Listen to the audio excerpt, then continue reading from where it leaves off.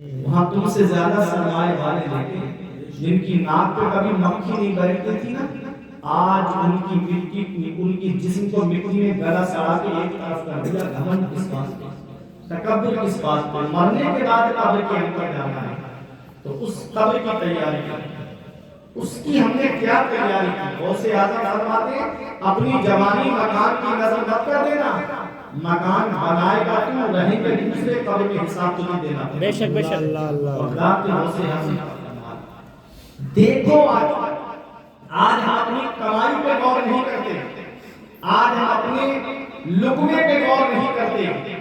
میرے آقا فرماتے ہیں دعائیں قبول ہونے کا جو راستہ آقا نے بتایا، فرمایا صدق مقال اور عقل حلال جس کے اندر ہوگا تو اس کی دعائیں قبول ہوگی۔ سبحان اللہ۔ جو بولے تو سچ بولے اور کمائے وہ حلال کمائے، ایسے آدمی کی اللہ دعائیں قبول فرماتا ہے۔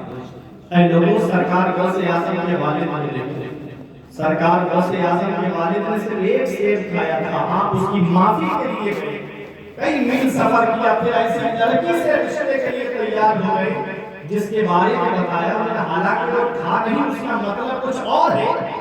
انہوں نے ایک استیاقت بات بتائی تھی اشاروں میں، لیکن سنو وہ اس پہ بھی راضی ہو گئے نکاح کرنے کے لیے۔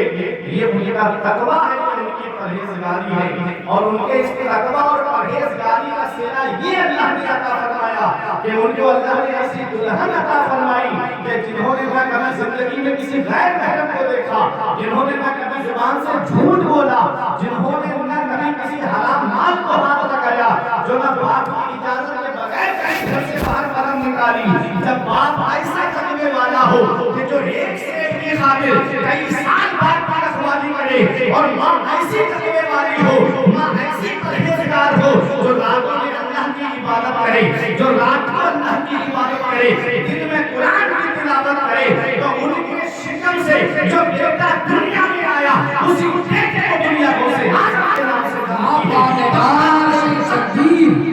نعرے رسالت فیضان غوث اعظم، فیضان غوث اعظم خواجہ کا ہندوستان، مفتی فرقان منظری صاحب قبلہ نعرہ تکبیر۔ وہ غوث اعظم ہے، جب باپ تقوی والا ہے، ماں پرہیزگار ہے، تو بیٹا پہلے ہی دن سے روزہ رکھتا ہوا آیا۔ اور کون غوث اعظم ہے؟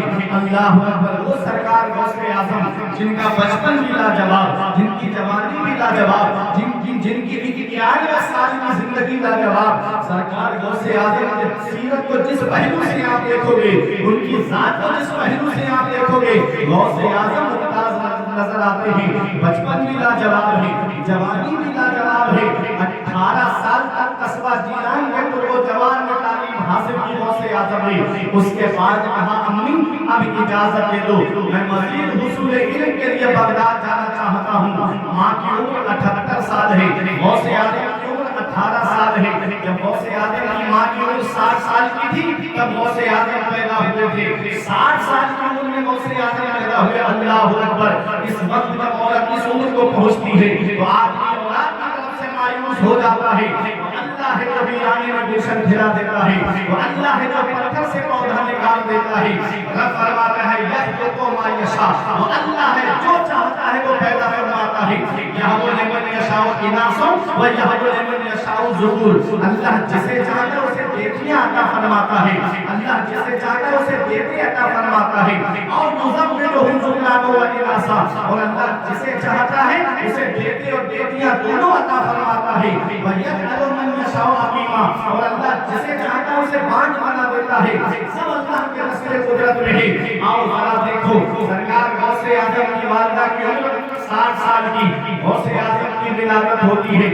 18 سال کے ہوئے ہم ماں سے کہتے ہیں امی اجازت دے دو، اب میں مزید حصول علم کے لیے بغداد جانا چاہتا ہوں، میں مزید تعلیم حاصل کرنے بغداد جانا چاہتا ہوں۔ ماں نے یہ نہیں کہا بیٹا تم تو پیدائش